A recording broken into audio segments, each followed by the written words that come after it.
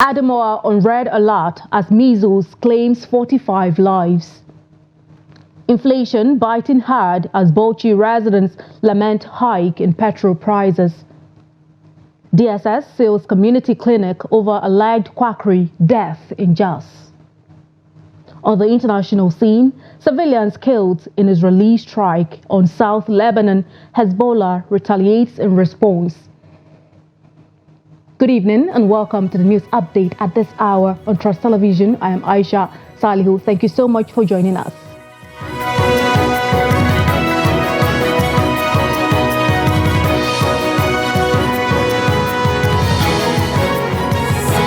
Now the news in detail.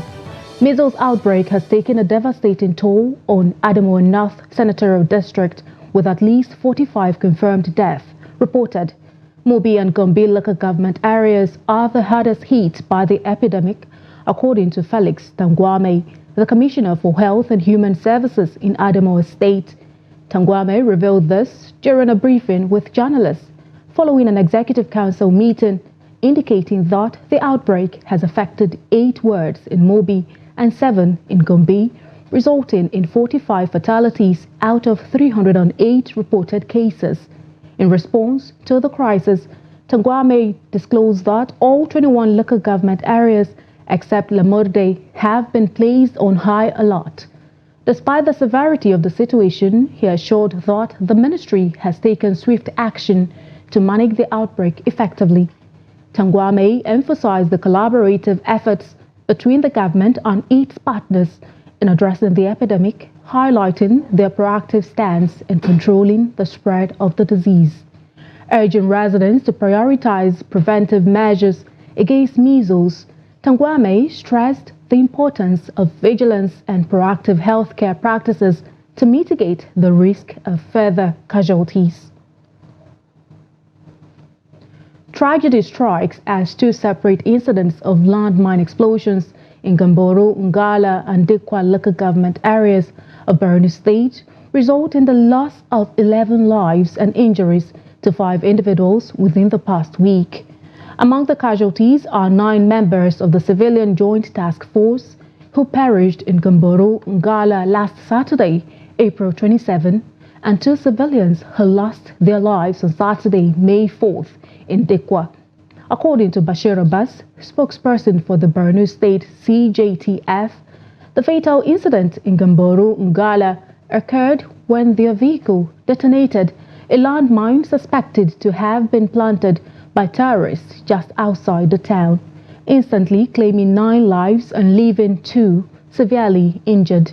In a similar vein, a Honda SUV traveling between Dikwa and Damno in Dikwa local government area encountered a landmine explosion, resulting in 2 deaths and 3 injuries, as confirmed by a reliable source from the Borno Police Command. The grim aftermath saw the remains of the deceased gathered in sacks for burial, underscoring the devastating impact of these explosions on local communities. The prevalence of landmine explosions suspected to be remnants of past insurgencies or part of new terrorist tactics poses significant challenges to civilian safety in conflict-affected regions. Meanwhile, the Borno State Police Command, in a surprising reversal, retracts its earlier confirmation of attacks on police facilities and checkpoints in Maiduguri. Contrary to prior statements acknowledging the incidents, the command now asserts that no breach of security occurred. This about-face is marked by denial of any attempted invasion by repentant Boko Haram members, despite initial reports indicating that assailants were repelled. The conflicting narratives between official statements and media reports detailing the events have led to confusion and skepticism among the public. Questions arise regarding the accuracy and transparency of information provided by law enforcement authorities, further complicating the understanding of the situation. Daily Trust had reported an invasion of the police facility located at Ibrahim Taiwo Road, an incident that the police public relations officer, Kenneth Dasso, confirmed to one of our reporters. However, A statement signed by the PPRO on behalf of the Commissioner of Police said there was no security breach in Maiduguri as reported by the Daily Trust.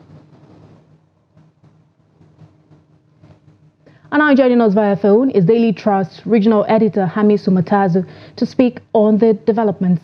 Thank you so much, Hamisu, for joining us on the news update at this hour. Thank you and good evening.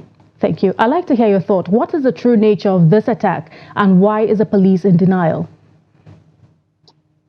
I cannot speak for them on why they make the U-turn to reverse their earlier statement.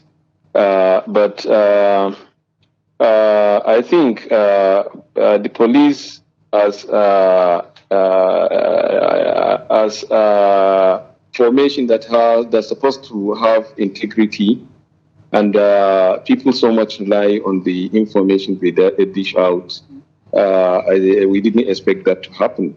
But we cannot know why they decided to reverse this statement, saying that it didn't occur.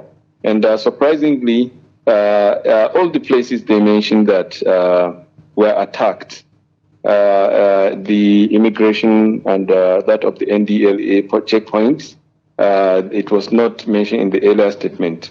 And they said they repel the attack at their police station, their police outpost located at Ibrahim Tayo Road. So we cannot. I was a bit confused because the confirmation was made by the PPRO. Then later in the morning, they issue a different statement. So as a reporter, I've never found myself in such a situation. Okay. Yes. So, okay. Now, I'd like to hear from you. As things stand at the moment, is the Divisional Police Office in use? Yes. Yes. They repelled the attack, so meaning that nothing happened in the outpost. But the checkpoints were burnt down. That's why we come up with the facts we have on ground to tell the world that, yes, this thing had happened, and what we reported is actually the fact. Because we were put in on the defensive, because the police said that there was no confirmation from them, and there was no incident like that happened. It was concocted, which we feel that we have to respond with the available facts we have on ground, which we did. And I think we have passed the message and people understood, even from the reaction we are getting from the public. And this is something that happened within the town. Everybody knows. So even people in the town were surprised.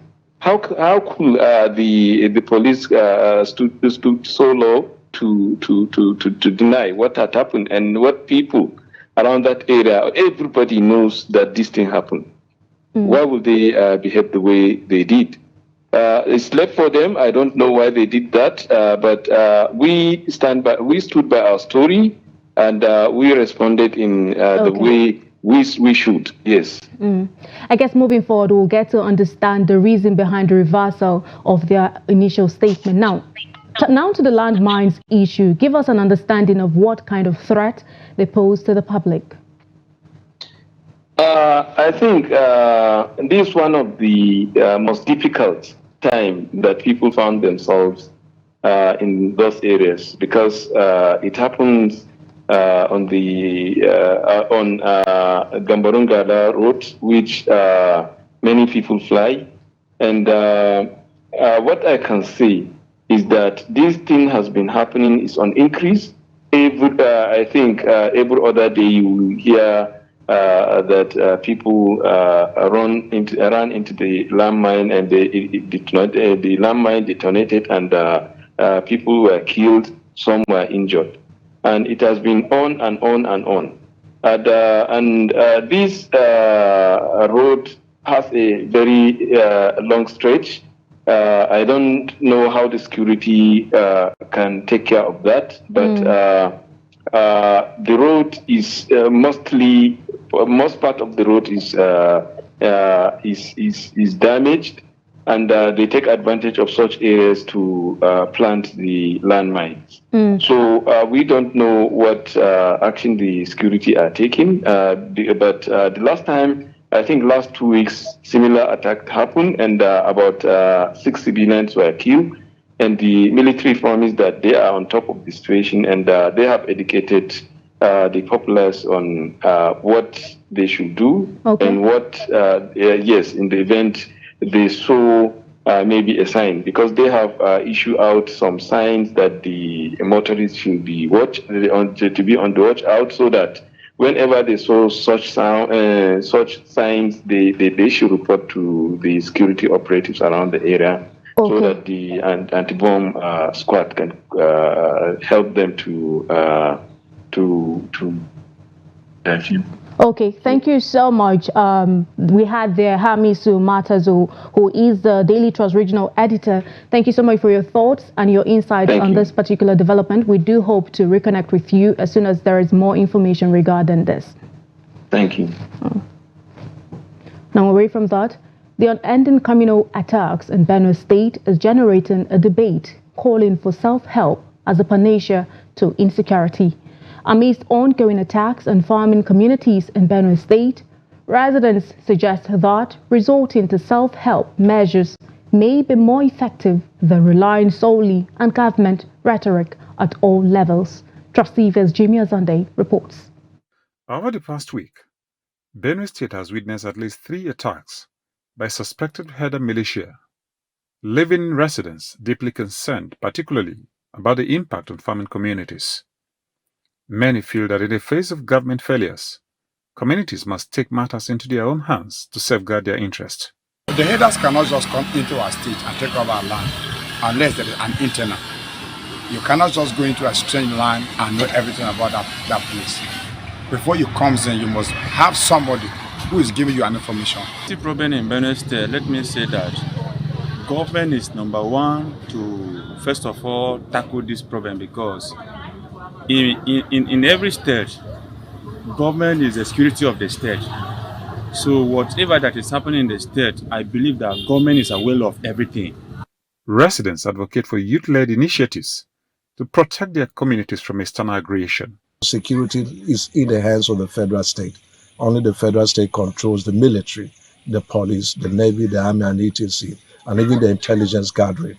A state governor can only be effective if there's a synergy between the state and the center, that is Asoro. And I think this is something that we need to work upon seriously. The empowerment of the local vigilantes, the empowerment of the local guards, it will go a long way to help tackle the community issues that we face in different communities. And they have more connection and they understand the terrain better to tackle security issues.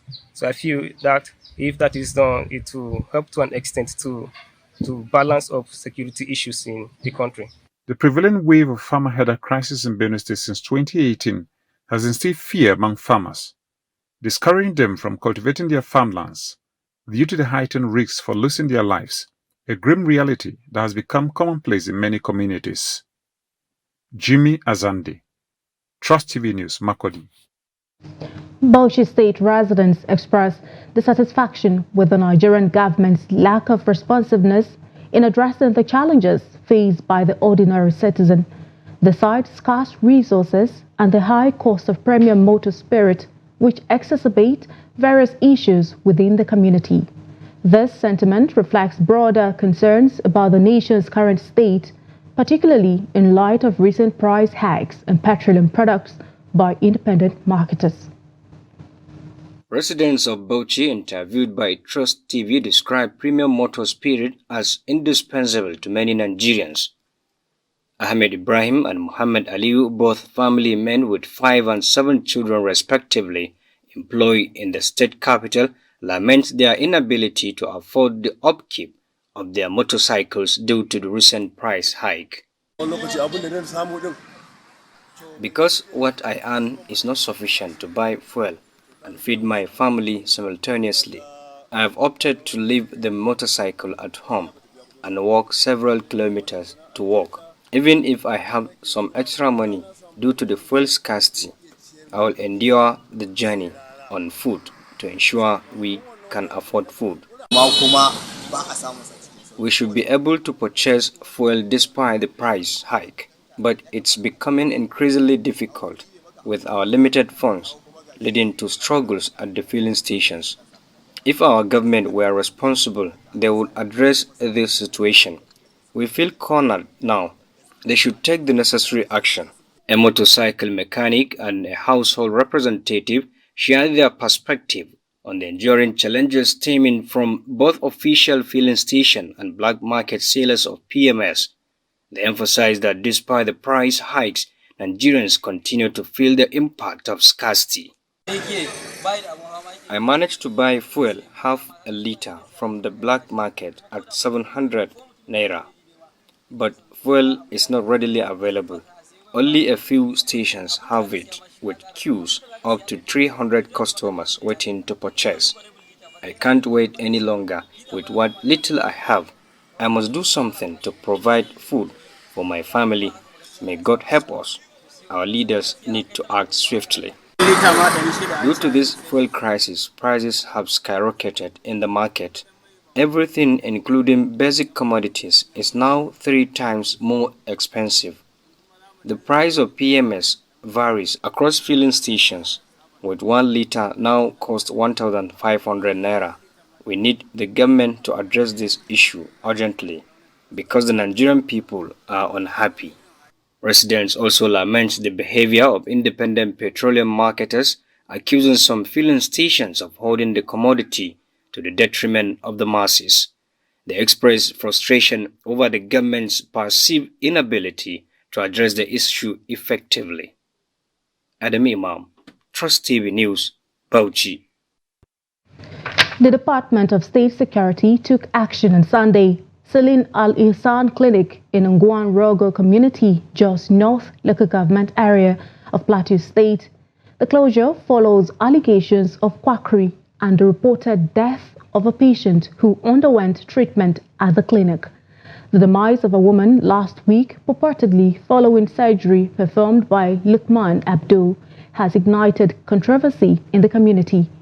While many link the death to the surgery, Lukman denies any responsibility for the tragedy. Community sources reveal that the DSS intervened following complaints filed with the State Ministry of Health and the DSS regarding alleged quackery at the clinic. Sadiz Muhammad Al-Basu, a community member, highlights concerns over Lukman's lack of medical qualifications on his unauthorized performance of surgical procedures. You're watching the news update on Trust TV, coming up shortly. After nearly 10 years, Taraba and Wanyo Fishing Festival returns. More news on return. Stay with us. This is Trust TV, documenting the Nigerian story.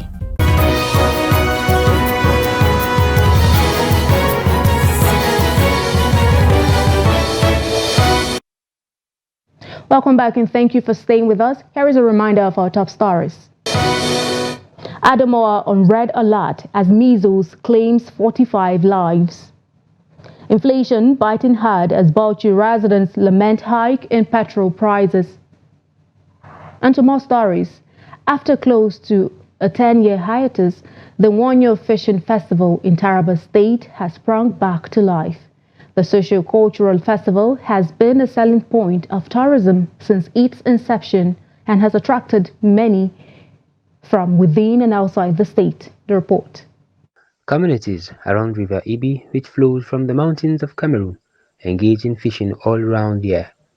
In a bid to celebrate this year's long fishing activity, the state government annually throws its weight behind the Wanyo Fishing and Cultural Festival in Ibi local government area as part of its tourism drive. The festival is one of the oldest of its kind in Africa and dates back to nearly 100 years ago. It usually holds in Wanyo Lake, located some 5 kilometers north of Ibi town. The name Wanyo means hideout, which literally describes the river as a hiding place for aquatic animals like crocodile, hippopotamus, and others. The festival has over the years co-opted various activities such as boat racing, swimming, boat regatta, masquerade dances, as well as fishing competition, which is the main event. However, the festival was abandoned for almost 10 years before the coming of the present administration of Abu Kefes, which revived it.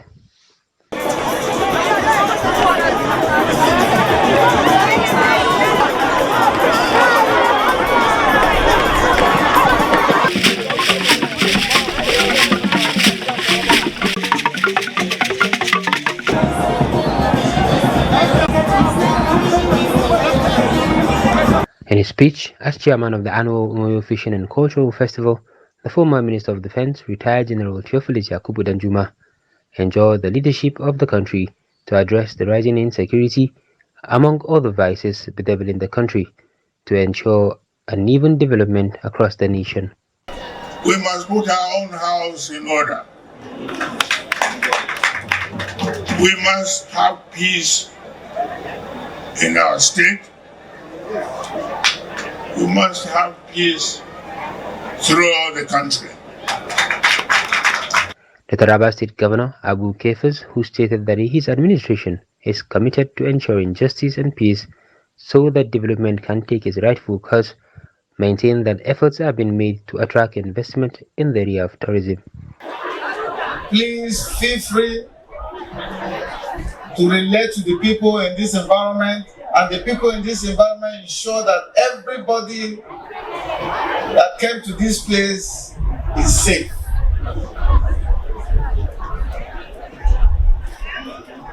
Actually, Taraba State is a nature's gift to the nation, and this is one of those nature that we're trying to sell to the whole world. Dignitaries at the occasion, among whom were the Adamawa State Governor Umar Fintri, Senator representing Taraba Central Haruna Manu, Minister of Tourism Lola Adijon, Minister of Art and Culture Halima Musawa, all commended the governor for the initiative and called on people of the state to support him to achieve his vision for the state. Through our culture of industry, discipline, commitment, accommodation, courage, and peaceful coexistence, we will enhance our social, political, and economic well-being. Education will, in its own right, enhance the application of this knowledge and cultural values, which are the central to the lives of the people for the good of the nation and the state in general. We want this event to be recognized not only nationally, but we want the event to be recognized internationally. And I want to assure you that if there's anything we can do, we as members of the National Assembly, I want to assure you that we will support you. We will support you to ensure that this festival is not only recognized nationally, but is being recognized internationally. The Moyo International Fishing and Cultural Festival not only celebrates our collective identity, but also serve as a beacon of our hope, highlighting the resilience and strength of our people in the face of challenge. It is a reminder of the importance of preserving our tradition while embracing progress and innovation. As we celebrate today, let us remember that our strength lies in our unity. Let us continue to bridge the gap between generations, passing down the stories, values, and customs that defines us. Let us also embrace innovation, for our culture is not static. It evolves with time while remaining rooted in its essence. The biggest fish caught weighed 170 kg by Hudu Yakubu, who emerged the overall winner, followed by another weighing 150 kg, while the third prize went to another who caught a fish weighing 120 kg. On the international scene, Hezbollah retaliated against Israel on Sunday by launching dozens of rockets at northern Israel after an Israeli strike in South Lebanon reportedly killed a couple and their child. The Iran-backed group claimed responsibility for firing dozens of Katyusha and Falak rockets at Kiryat Shmona in northern Israel in response to the strike in Maiz al-Jabal, which it alleged resulted in civilian casualties. According to Lebanese state media and local officials, an Israeli airstrike on a southern village killed several members of the same family, prompting Hezbollah to retaliate with rocket fire. The strike in Maiz al-Jabal reportedly killed 4 civilians, including a man and woman and their 2 children, with 2 others injured.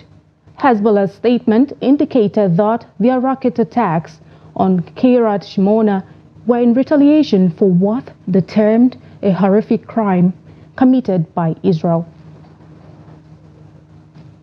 And in sports, defending champions Golden Eaglets of Nigeria will face Burkina Faso in their opening fixture at the WAFU B Under-17 Championship.